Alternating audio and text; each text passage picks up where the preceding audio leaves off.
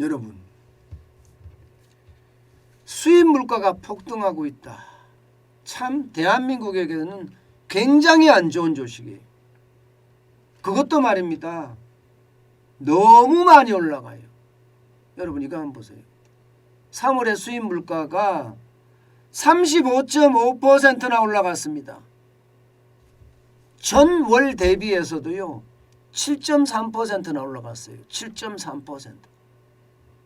전월 대비해서 7.4%면 2월 달보다가 3월 달에 수입 물가가 7.4%가 올라갔다는 건데 이것은 여러분 2008년이에요. 2008년이면 금융위기 때입니다.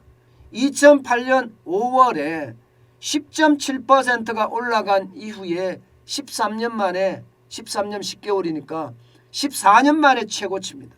14년 만에 최고치. 이 정도면 여러분 물가 난리 났다. 이 단어가 어울리죠. 예, 이게 분명히 어울립니다. 수입 물가 지수는요. 바로 그 다음 달에 반영되지는 않아요. 수개월을 두고 이게 반영이 됩니다. 에너지면 에너지라면 이게 그 다음 달에 바로 반영이 될 수도 있겠죠. 원유나 가스나 혹은 석탄은요. 그러나 광물은 그렇지가 않아요. 광물은 들어와서 이게 중소기업부터 이게 1차, 2차, 3차 이 산업에 먼저 활용이 되고요.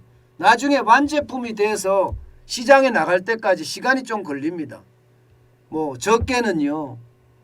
한두 달에서 많게는 수개월까지도 걸립니다. 곡물도 비슷하죠. 곡물도 바로 와서 이게 밀이라고 하면 밀가루로 만드는 시간이 걸리잖아요. 그죠? 그렇기 때문에 그 다음 달에 바로 밀가루가 돼서 나가는 경우도 있지만 이게 좀 시간이 걸려서 나가는 경우도 있잖아요.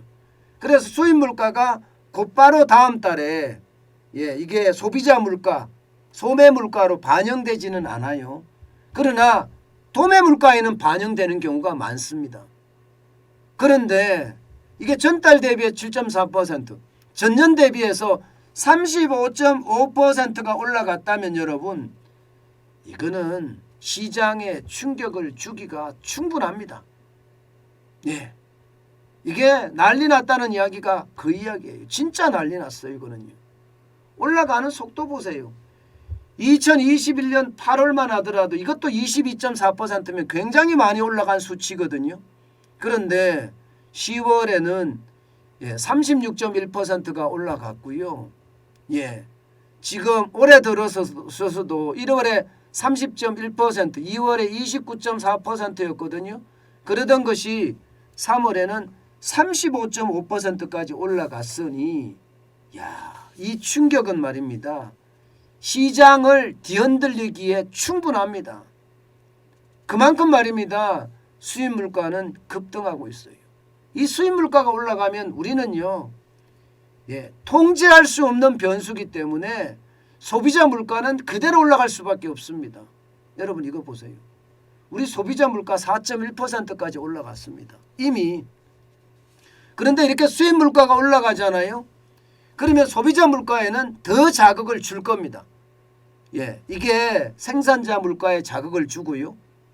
생산자 물가는 소비자 물가, 생산자 물가가 도매 물가잖아요. 도매 물가에 자극을 주고 그 다음에 소매 물가인 소비자 물가에 자극을 주는데 3월 달에도 4.1%가 올라갔는데 아마 4월 달에는 더 많이 올라가지 않겠느냐 이렇게 예상을 해요. 지금 말입니다. 전략 비축률을 풀고 있거든요. 유가가 워낙 많이 올라가서 사실은 수입 물가가 많이 올라간 그 영향도 크거든요. 그런데 전략 비축률을 푼다고 하더라도요. 너무 많은 양을 풀 수는 없거든요. 그러면 여러분 물가는 계속 고공행진을 할 수밖에 없다. 소비자 물가의 충격은 점점 더 커진다 이렇게 예상할 수가 있습니다. 오죽했으면 여러분 IMF가 대한민국의 물가 올해 평균 물가 전체가 3.1%가 될 거다.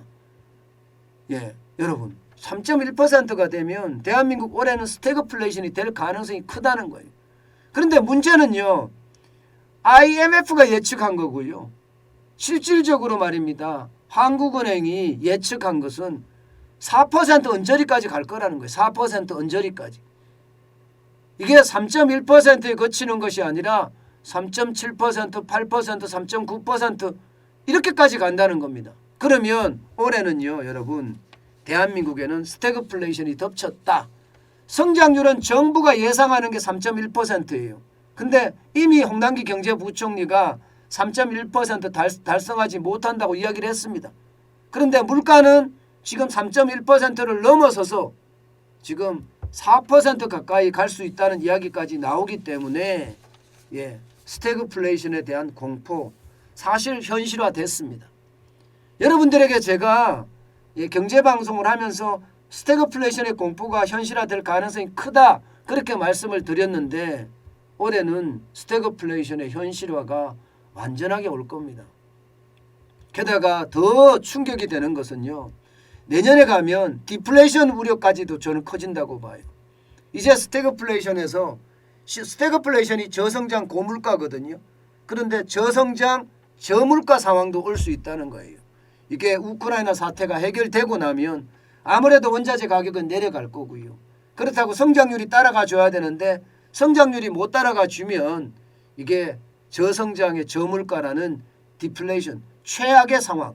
일본이 잃어버린 20년, 잃어버린 30년 할 때 디플레이션 때문에 그런 상황을 맞았거든요. 우리도 그런 상황이 올 수밖에 없습니다. 왜냐하면요. 부채가 너무 많아요. 다시 말해서 부채가 많다는 건 소비를 그만큼 적게 한다는 이야기인데 소비를 그만큼 적게 하면 할수록 디플레이션 우려가 더 커지는 거죠. 저는 올해는 스태그플레이션이지만 내년에는 디플레이션으로 갈 가능성 굉장히 커졌다. 이렇게 저는 분석하고 있습니다.